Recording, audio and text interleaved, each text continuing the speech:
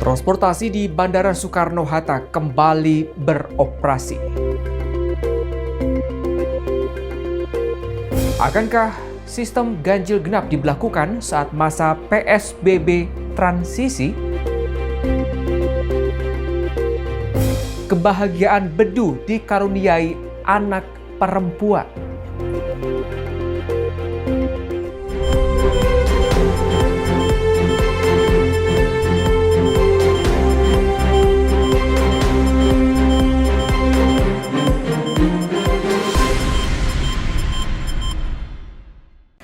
Halo, selamat malam perempuan hebat. Sudah pukul 18.30, itu artinya saya Agung Karsana kembali menemani Anda dalam My News. Beragam informasi terkini, viral, dan kabar selebriti telah kami siapkan untuk Anda simak selama 30 menit ke depan. Mari kita simak My News hari ini selengkapnya.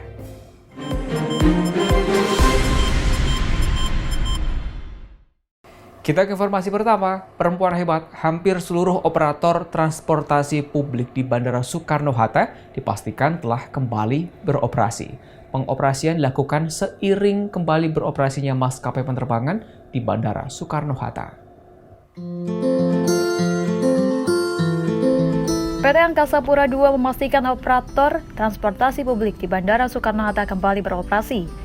Transportasi publik yang dimaksud diantaranya sejumlah operator bus dan taksi yang beroperasi di bandara. Jumlah operator transportasi publik yang beroperasi pada Juli 2020 pun dipastikan meningkat jika dibandingkan dengan bulan-bulan sebelumnya. Peningkatan terjadi seiring meningkatnya jumlah penumpang pesawat di Bandara Soekarno-Hatta. Saat ini Bandara Soekarno-Hatta sudah beroperasi 7 operator taksi, diantaranya Gamia, Prima Jasa, Bluebird, dan Express. Sementara itu, armada bus yang beroperasi di Bandara Soekarno-Hatta diantaranya Damri, Prima Jasa, Hiba, dan Big Bird. Tidak hanya itu, transportasi lain yaitu minibus atau travel juga dipastikan beroperasi kembali. Pada periode 1 hingga 12 Juli 2020, PT Angkasa Pura II mencatat jumlah penumpang di Bandara Soekarno-Hatta rata-rata mencapai 26.700 penumpang per hari. Angka ini menunjukkan peningkatan yang signifikan dalam periode yang lebih singkat jika dibandingkan dengan periode sebelumnya pada sepanjang Juni 2020 dengan rata-rata 13.200 penerbangan per hari. Tim redaksi MyTV melaporkan.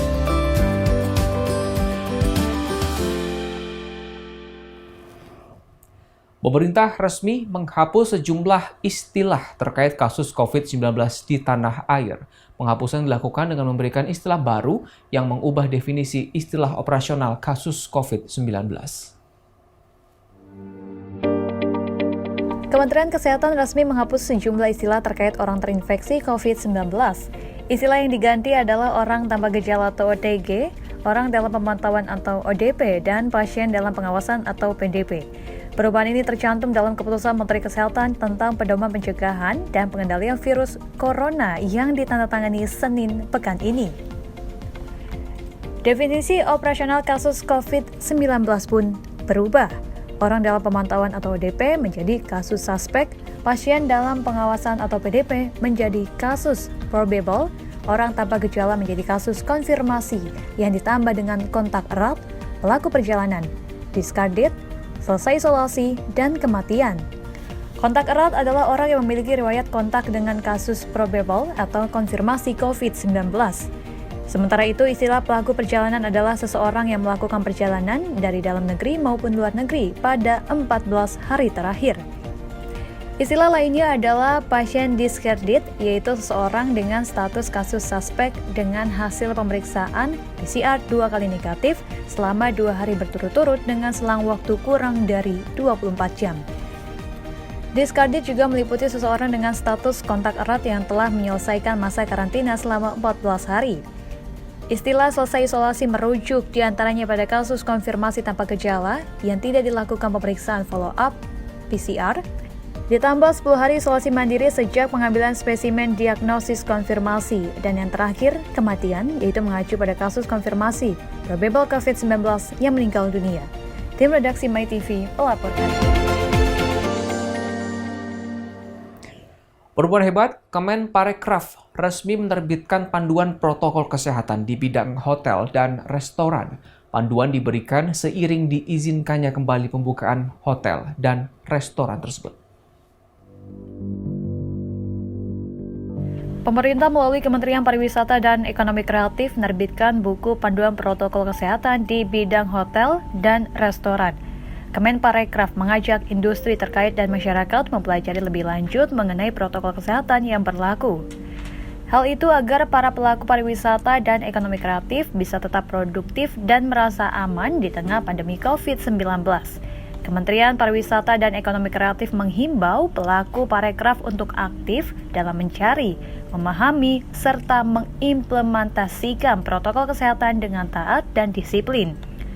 Buku panduan protokol kesehatan tersebut merupakan turunan dari keputusan Menteri Kesehatan tentang protokol kesehatan bagi masyarakat di tempat dan fasilitas umum dalam rangka pencegahan dan pengendalian COVID-19. Penyusunan buku panduan protokol kesehatan juga melibatkan berbagai pihak, yaitu Asosiasi Pengusaha Hotel dan Restoran, Asosiasi Profesi terkait bidang perhotelan dan restoran, serta akademisi. Buku panduan juga dipastikan tetap mengacu pada protokol kesehatan dari Kementerian Kesehatan dan arahan gugus tugas percepatan penanganan COVID-19. Buku panduan ini terdiri dari 2 pokok materi, yaitu panduan umum dan panduan khusus. Panduan umum meliputi manajemen atau tata kelola hotel dan restoran.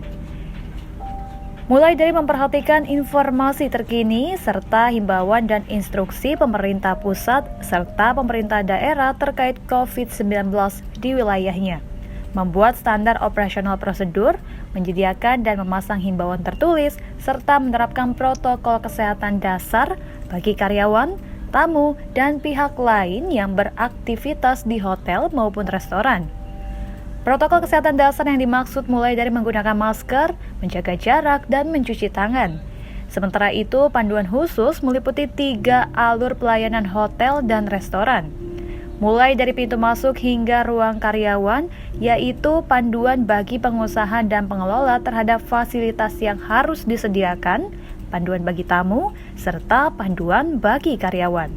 Tim redaksi MyTV melaporkan.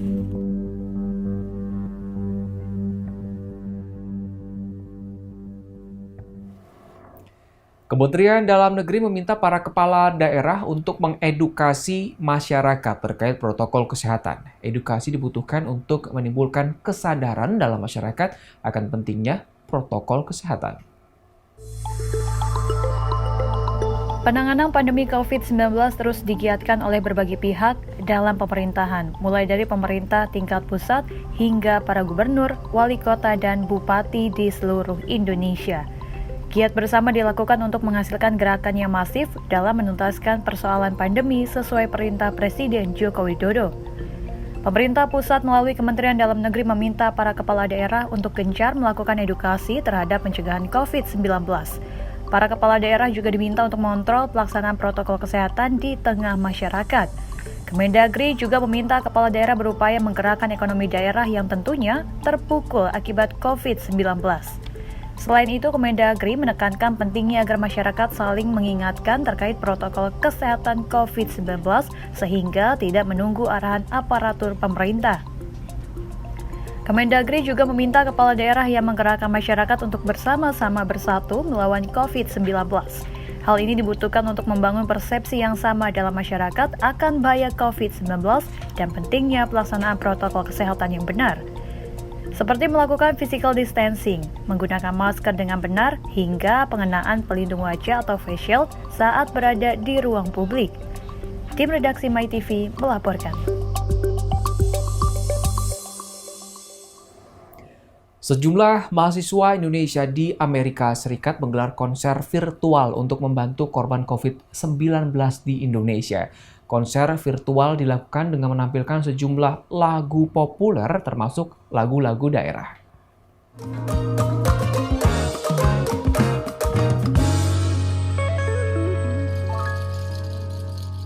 Hampar-hampar pisang, pisangku belum masak.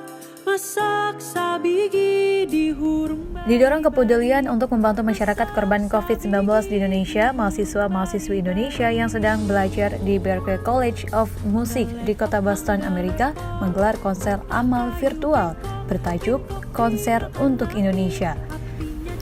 Konser yang digarap oleh 30 mahasiswa dan alumni Berklee College of Music ini mendapatkan dukungan para artis terkenal dari tanah air, seperti vokalis alumni Indonesia Idol, Monita Thalia, penyanyi dan musisi jazz Tompi, dan harpis internasional asal Indonesia, Rama Widi. Beragam lagu Indonesia dari genre pop, lagu rakyat, dan daerah dikemas dalam aransemen modern dan orkestra. Konser virtual ini dirilis di kanal YouTube akun Persatuan Mahasiswa Indonesia di Amerika atau Permias, cabang negara bagian Meskhizot dengan durasi hampir 1 jam. Penyelenggaraan pun memastikan tidak memiliki target yang terlalu besar dan hanya ingin mengajak para penonton bisa menikmati lagu-lagu Indonesia sambil beramal. Konser diawali dengan lagu Ampar-Ampar Pisang dengan aransemen yang sangat dinamis dan penuh semangat, disusul lagu daerah Rasa Sayange dengan penampilan Tompi bersama Ensemble Berklee Indonesia Community. Di sela-sela konser, para musisi menghimbau para penonton untuk menyumbangkan melalui berbagai cara, dari digital hingga transfer dana ke akun bank. Seluruh sumbangan pun dipastikan akan disalurkan sebagai bantuan pangan bagi korban COVID-19 di Indonesia melalui organisasi Food Bank of Indonesia. Tim redaksi MyTV melaporkan.